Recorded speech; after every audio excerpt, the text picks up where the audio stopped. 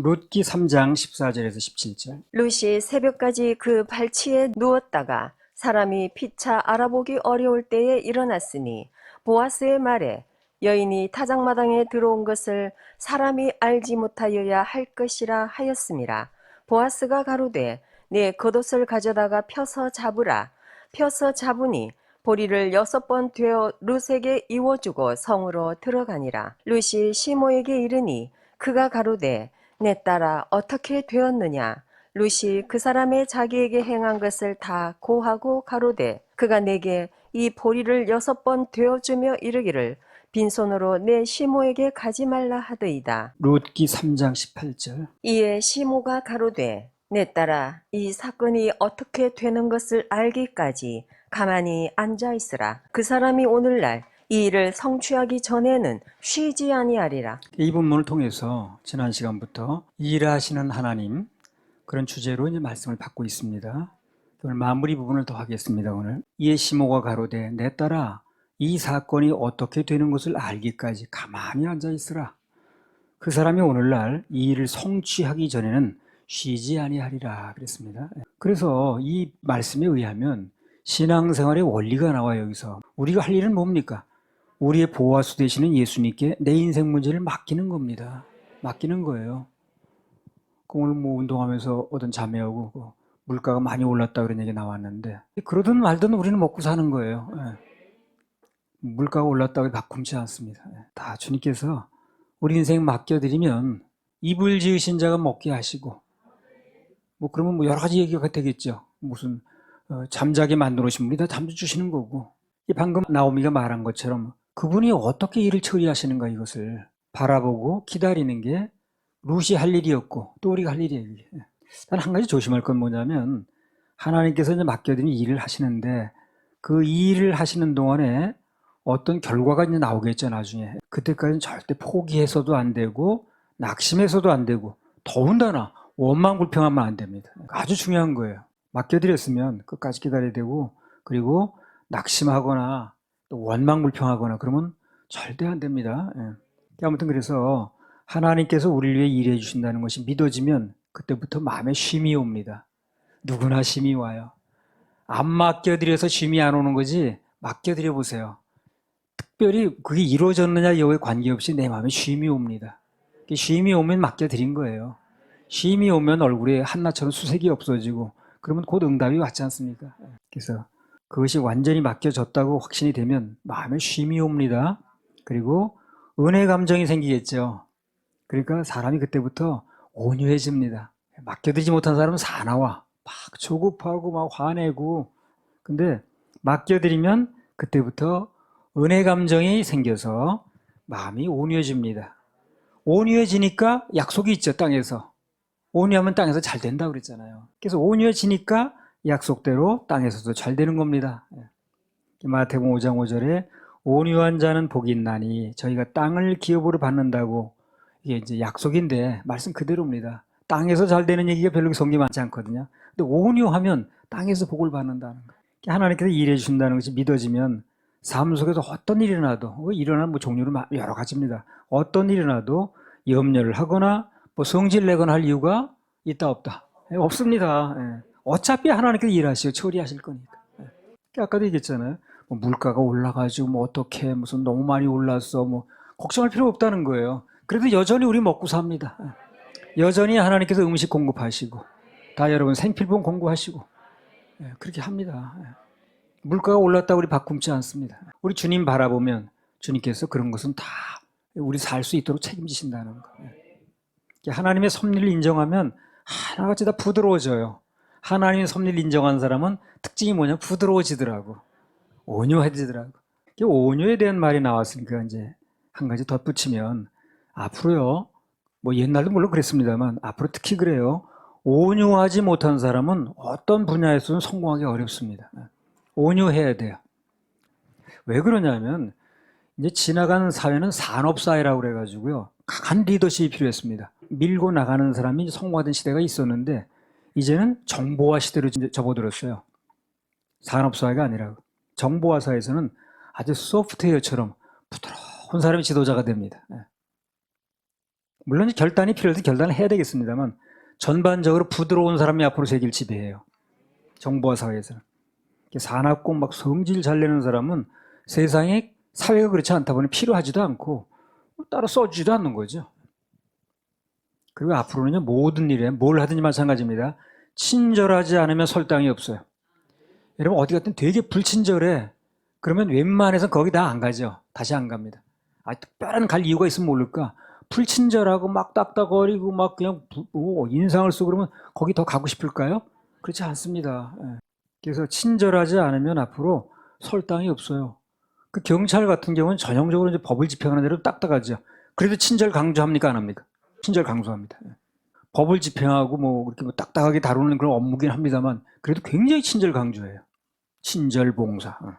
앞으로 이 노동쟁이도 부드럽게 해야지 과격하게 파업이나 하고 그러면요. 시민들이 외면합니다. 이제 외면해요. 그 편에 서주지 않아요.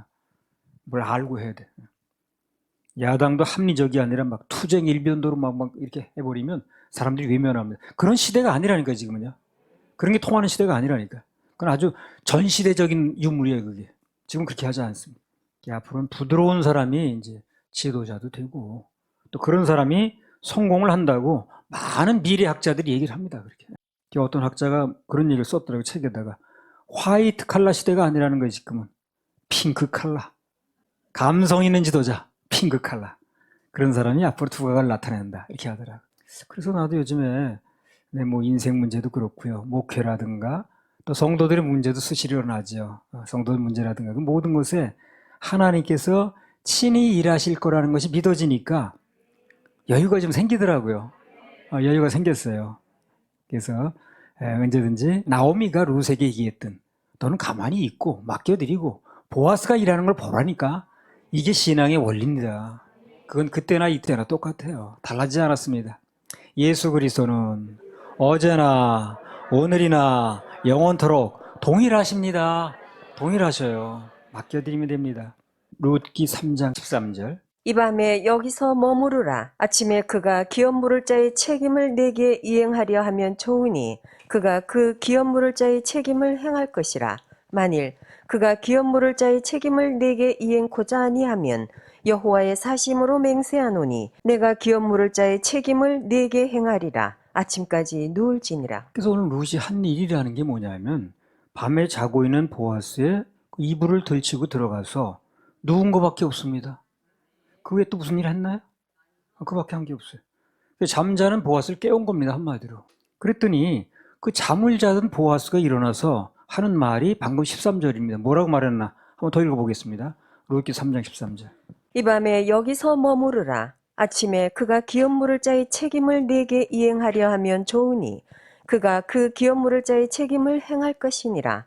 만일 그가 기업 물을 자의 책임을 내게 이행코자 아니하면 여호와의 사심으로 맹세하노니 내가 기업 물을 자의 책임을 내게 행하리라. 아침까지 누울지니라. 그러니까 뭐 기업 물을 자가 있는데 뭐 순서상 그 사람을 찾아가지고 또 그를 만나서 단판을 짓겠다는 거예요. 그리고 뒤처리 일을 하는 거. 그 모든 것을 다 보아스가 알아서 하겠다는 거예요. 거기에 해당되는 모든 일을. 그리고 너는 아침까지 누워서 편히 쉬라는 얘기밖에 없어요. 이게 보아스가 우리한테 요구하는 거예요. 예. 그 보아스 대신 주님이 요구하신 게 바로 그거라. 예. 그러니까 물을 자 그 책임 뭐 있는 자가 누군지 무시할 게 뭐예요? 외국에서 온 사람이. 그러니까 그걸 찾아가지고 다 뭐 얘기를 하고 단판을 짓고 하는 거 다 자기가 알아서 한다는 거예요. 뒤처리 모든 걸. 그리고 너는 그냥 아침까지 누워서 편히 쉬면 되겠다. 룻이 어떤 방법이 됐든 간에 일단 보아스를 깨우는데 성공하니까 그때까지 불안하고 초조하고 좌불안석이죠. 그런 어떤 일이 벌어질지 모르니까. 그랬던 룻은 편안히 누워서 쉬게 됐고 그리고 누워서 잠자던 보아스가 깨어서 일하기 시작했다는 거예요. 굉장한 원리입니다. 이거. 간단한 얘기가 아니야 이거예요. 아주 두고두고 적용할 얘기예요. 두고두고. 오늘 이 설교는요. 한 번 듣고 말 설교가 아니에요. 계속 두고두고 적용할 얘기를 해요. 그래서 내가 맡기고 누웠더니 보아스가 일어나서 일하더라. 내가 내려놓고 맡기면 그럼 보아스 되시는 주님은 일을 시작하시는 겁니다. 그래서 쉽게 말하면 이제까지 룻이 가지고 있던 문제가 보아스의 문제로 넘어가는 거예요. 이게 내 문제가 맞는데 그분께 맡겨드리니까 내 문제였던 게 보아스의 문제로 넘어가는 거라 이게. 이게 참 기가 막힌 겁니다, 이게. 그리고 우리는 삶 속에서 여러 각자 삶이 다르죠. 어떤 문제가 일어나든 어떤 문제를 만나든 뭘 하라고 그랬어요? 아, 참 주님이 계시지. 그게 중요해요. 그게 그분을 깨우는 거예요, 바로. 내 생각 속에 주님 모시는 거, 내 마음 속에 주님을 생각해내는 게 그분을 깨우는 겁니다, 바로. 영의 세계는 생각으로 통하니까. 그래서 어떤 문제가 있든 간에 원망, 불평, 낙심 그런 거 할 게 아니라 아, 이 일에도 주님이 계시지. 아, 참 주님이 계시지. 아, 살다가 이거보다 막막한 일이 어디 있어요. 한밤중에 뭐 이불 속에서 이것처럼 답답하고 막막한 일이 어디 있습니까? 그런데 이 문제도 맡기니까 일이 되는 거예요, 지금. 그래서 여러분이 맡은 일, 여러분에게 일어난 일은 이거보다 아마 쉬울 겁니다, 아마. 어떤 문제가 있든 간에 이거보다 쉬운 문제니까 아, 참 주님이 계시지. 그게 중요합니다. 그럼 그분이 깨신다니까. 매사를 주님께 맡기면 오늘 보아스가 일하듯이 그분께서 맞춤복으로 일하시는 거예요. 나 여기서 보아스가 막 화나내고 뭐 이런 걸 가져와서 나한테 맡겼냐는 둥 이런 문제를 뭐 골치 아픈 걸 나한테 가져왔냐는 그랬으면 내가 조금 나도 실망했을 거야. 근데 보아스가 너무 말을 하는 거야. 이 보아스가 한 말이 우리한테 하는 말입니다, 이게 지금. 그래, 너는 이제 쉬어. 이 복잡한 문제를 네가 어떻게 처리하겠냐. 내가 다 알아서 만날 사람 만나고 처리할 테니까 너는 누워있어 그냥. 어떤 신학자가 전에 책을 써냈는데 그 책 광고가 신문에 나왔더라고요. 책을 읽어보진 않았어요. 주제가 그거야. 모든 일은 우리가 다 할 테니까 예수님은 주무세요. 이게 책 제목이야. 제자들도 배에 풍랑이 일어나니까 주님은 어떻게 했습니까? 깨웠죠. 주여, 우리 죽게 된 걸 안 돌아보십니까? 깨웠잖아요. 그 제자들도 성경에 보니까 풍랑이 일어나고 문제가 생기니까 주님을 깨웠지 그분을 주무시라고 하지 않았잖아요. 그 제자들이 다 깨웠잖아요. 예수님이 일어나시라고. 우리 죽게 됐다고. 우리 죽게 된 거 안 돌아보시냐고. 그래가지고 예수님이 깨어나자마자 풍랑은 어떻게 됐습니까? 잔잔해졌지 않습니까? 깨우라고 그랬죠. 언제 주무시라고 그랬어요. 그분은 주무시지도 않고 졸지도 않는다는데. 우리 인생 속에 어떤 문제를 만났든 간에 모든 것은 안식일의 주인 대신 예수님께 맡기고 나는 쉬면 그럼 그때부터 내 문제가 그분 문제로 넘어갑니다. 넘어가요. 맡기라는 게 뭐예요? 맡기라는 게. 그 문제를 나한테 가져오라는 얘기죠. 그럼 내가 맡겠다는 거 아니에요? 그래서 맡기라는 거 아니에요?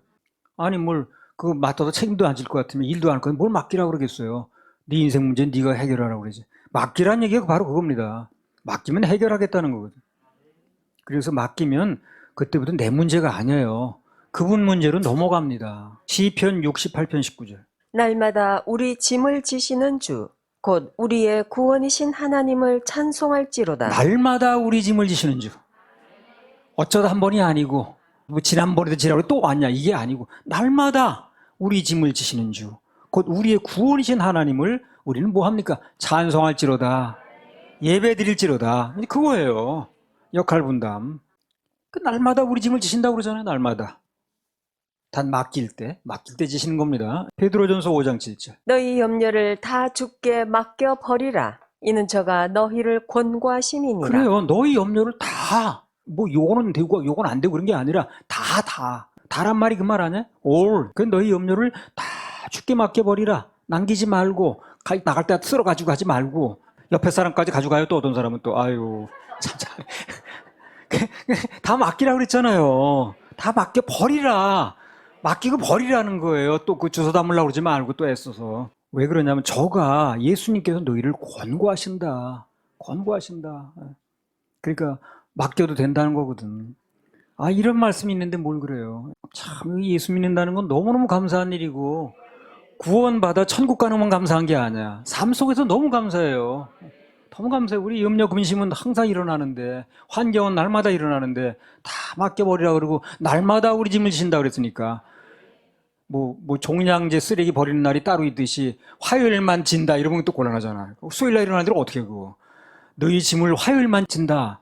아니면 무슨 주말에만 진다. 그러면 우리 어떡하나 그래. 근데 날마다 매 순간 지신다 그러니까 얼마나 감사하냐고. 그거 버리는 날 아닌 날 쓰레기 나오면 좀 골치 아프더라고. 추석 땐 쉽니다. 그러니까 골치 아프고. 근데 그분은 그런 것도 없어. 연휴도 없고 수요일 목요일만 한다 그런 것도 없어. 그냥 날마다. 마복음 4장 35절에서 39절. 그날 저물 때에 제자들에게 이르시되 우리가 저편으로 건너가자 하시니 저희가 무리를 떠나 예수를 배에 계신 그대로 모시고 가매 다른 배들도 함께 하더니 큰 광풍이 일어나며 물결이 부딪혀 배에 들어와 배에 가득하게 되었더라. 예수께서는 고물에서 베개를 베시고 주무시더니 제자들이 깨우며 가로되 선생님이여 우리의 죽게 된 것을 돌아보지 아니하시나이까 하니 예수께서 깨어 바람을 꾸짖으시며 바다더러 이르시되 잠잠하라 고요하라 하시니 바람이 그치고 아주 잔잔하여지더라. 이런 기사가 왜 나왔냐는 거죠. 우리 삶에 적용하라고. 우리 삶에 그대로 일어나는 일이거든, 이게. 제자들과 예수님이 함께 타고 갔는데 배가 갈릴리 바다 한복판에서 갑자기 풍랑이 일어났습니다. 그 갈릴리 바다 그렇답니다. 갑자기 풍랑이 일어났는데 이렇게 바람 때문에 뭐 배가 그냥 기우뚱거리고 그러다 보니까 물이 가득 차게 된 거예요. 침몰하게 생겼죠. 그때 제자들이 한 일이 뭡니까? 깨운 거예요, 그냥 깨운 거예요. 그 우리가 이런 일 당하면 어떻게 하라는 거예요? 깨우면 된다니까요. 깨우면. 선생님이요, 우리의 죽게 된 것을 돌보지 아니하시나이까. 주님을 깨운 것밖에 없어요. 주님이 일어나시니까 그 다음에 풍랑은 잠잠해졌습니다. 찬송가 419장에 나오잖아요. 우리 죽게 된 것을 안 돌아봅니까? 깊은 바다에 빠지게 될 때 주무시리 합니까? 그런 가사 나오거든요. 그러니까 풍랑이는 바다 한복판에서 제자들이 한 일이 그거라. 주님 일어나세요. 깨세요. 우리 죽게 됐습니다 지금. 우리가 지금 그렇게 기도도 하고 주님을 아참 주님이 계시고 떠올려줘야 기도도 하겠죠. 그래서 우리가 이미 잘 알다시피 풍랑은 주님께서 깨시는 순간 즉시 잠잠해졌습니다. 마가복음 4장 39절 보세요. 어떻게 됐나? 예수께서 깨어 바람을 꾸짖으시며 바다더러 이르시되 잠잠하라 고요하라 하시니 바람이 그치고 아주 잔잔하여지더라. 그래요. 예수님이 깨시는 순간 문제는 해결되는 거예요. 우리도 인생에서 어떤 풍랑이 일어나든 어떤 문제가 일어나든 간에 주님 깨우면 됩니다. 맡겨요. 기다려요. 원망하고 낙심하고 좌절하지 말고 주님께 맡기고 우리 예배드리고 찬양하면 그분께서 깨어나셔서 다 일하시게 돼 있어요. 그거 기다리시면서 하신 일이 아닌가? 그렇게 그냥 풍랑이 왜 자꾸 일어나는 게 뭐야? 그 주님께서 깨어서 일하시려고 그러신 거지. 우리가 지금 봤듯이 풍랑은 주님께서 깨시는 순간 즉시 잠잠해졌습니다. 그래서 일단 주님을 깨우는 데 성공하면 그 나머지는 주님께서 알아서 하셨다. 그게 풍랑의 문제든 무슨 문제든. 그래서 풍랑과 파도가 그 모든 것들이 조금 전까지는 제자들의 문제였어요. 근데 주님을 깨우고 나니까 예수님 일로 넘어가 버린 거예요, 그게. 그분이 해결하시는 거예요. 제자 일이 아니야, 이제부터. 그래서 풍랑으로 배가 출렁거릴 때는 모든 걸 선장에게 맡기고 가만히 있는 게 제일 좋습니다. 그 배에서 우왕좌왕 왔다 갔다 해본들 오히려 그 배가 그 한쪽으로 쏠려서 뒤집힐 수가 있어요. 그러니까 그 풍랑으로 배가 출렁거릴 때는 우리의 선장은 대단한 분이니까 맡기고 가만히 있는 게 제일 좋은 거라. 롯기 3장 18절에 내 딸아 이 사건이 어떻게 되는 것을 알기까지 가만히 앉아 있으라. 그래서 일이 제대로 되려면 우리는 맡기고 쉬고 마음이 쉬는 겁니다. 그리고 보아스인 주님께서 일하셔야 됩니다. 제자들이 만약에 풍랑이 막 일어나는데 예수님 깨울 생각은 안 하고 막 직접 노를 지으려고 그렇게 애를 쓴다면 배는 나가지도 않고 고생만 하는 거야. 처음에 배를 막 지웠잖아요. 그래서 그냥 예수님께 맡겨드리면 그분이 하시면 되는 일을 그냥 내가 노를 젓겠다고 그럼 배는 나가지도 않고 그냥 고생은 고생대로 하고 그렇게 되는 거예요. 그래서 우리는 야참 예수가 계시지. 그게 그분을 뭐 하는 거예요 지금? 깨우는 겁니다. 우리 매사에 예수님께서 내 삶의 문제들을 어떻게 처리하시는가. 끝까지 맡기고 바라볼 수 있는 인내가 필요하고 그게 바로 믿음입니다. 이런 말씀을 계속 듣게 하시는 이유가 뭐냐면 문제는 계속 일어날 텐데 환경은 늘 있는데 이것이 우리가 몸에 배지 않으면 안 되거든. 그러면 머리 따로 믿음 따로 노는 거예요. 계속 들어서 이 말씀이 내 마음에 믿음으로 와닿게 되면 그때는 어떤 문제가 와도 이게 해결이 되는 겁니다. 사람들은 일하다 힘들면 뭐 중단하고 돈이 모자란다고 중단하고 재미없으면 중단하고 또 이익이 없으면 중단하고 그러죠. 그러나 하나님께서는 일단 시작하신 일은 어떻습니까? 성취할 때까지 쉬지 않습니다. 그러니까 맡기는 게 좋은 거예요. 사람은 이래저래 막 뭘 이래서 중단하고 힘들어서 중단하고 뭐가 안 맞으면 기분 나빠 중단하고 중단하는 경우가 많아요. 근데 하나님은 일단 맡으시면 개입하시면 여호와께서 이 일이 성취될 때까지 만군의 여호와 열심히 쉬지 않는다. 그러니까 맡기는 유리하지. 삶이 그렇잖아요. 힘들면 그냥 뭐 내려놓게 되고, 조금 뭐 그냥 뭐 답답하다고 뭐 그냥 뭐 한숨이나 쉬고. 우린 그래요. 그래서 우리는 허점투성이니까, 연약하니까 나를 믿지 말고 그분을 믿어야 되는 거예요. 그래서 우리가 하는 얘기가 그거예요. 오직 예수님만 믿자는 거예요. 나를 믿지 말자는 거예요. 구원도 예수님만 믿는 거고, 우리 삶 속의 문제도 예수님만 믿는 거예요. 하나님의 사전엔 포기라는 게 없습니다. 그분은 밤낮도 없고 주무시지도 않고 졸지도 않으신다고 그랬어요. 그분께 맡기면 뭐든 틀림이 없는 거예요. 옛날에 이제 내가 고소를 하나 보게 되는데, 무슨 책이냐면 어떤 사람이 그 아버지를 피눈물 나게 해가 죽었어. 그러니까 아들이 원수 갚는다는 얘기야. 그래가지고 그 집에 무슨 뭐 회사 무슨 비서로 들어갔어. 그래가지고 이제 다 신임을 얻어가 집안까지 들어가가지고 호시탐탐 언제 죽일까 이제 이것만 이제 노리고 있는 거거든. 그거를 이제 딸이 알게 된 거예요. 그쪽 상대방 딸이. 그래가지고 형사한테 얘기를 해가지고, 그날 이제 누가 올지는 모르니까 그날 온다는 약속이 된 시간이거든. 누가 올지 모르니까 이제 지켜달라고. 근데 나중에 보니까 비서로 있는 사람이 그 사람이 이제 살인자야. 근데 이 사람이 불안한 거야. 지금 이제 나타나가지고 막 죽이겠다고 하는데 옷장에 있겠다고 그랬거든. 이 사람이 지금 한밤중에 3시인데 자나. 이게 너무너무 불안한 거야. 그러면서 내가 그때 느낀 게 뭐냐면, 이 위험의 인생에 이렇게 어려운 데 있을 때 누군가가 자지 않고 이렇게 나를 지켜주는 그런 존재가 있으면 참 좋겠다. 이렇게 생각을 했는데, 그분이 예수님이더라고, 나중에 보니까. 그러니까 내가 예수를 안 믿겠어요. 찾고 찾았는데.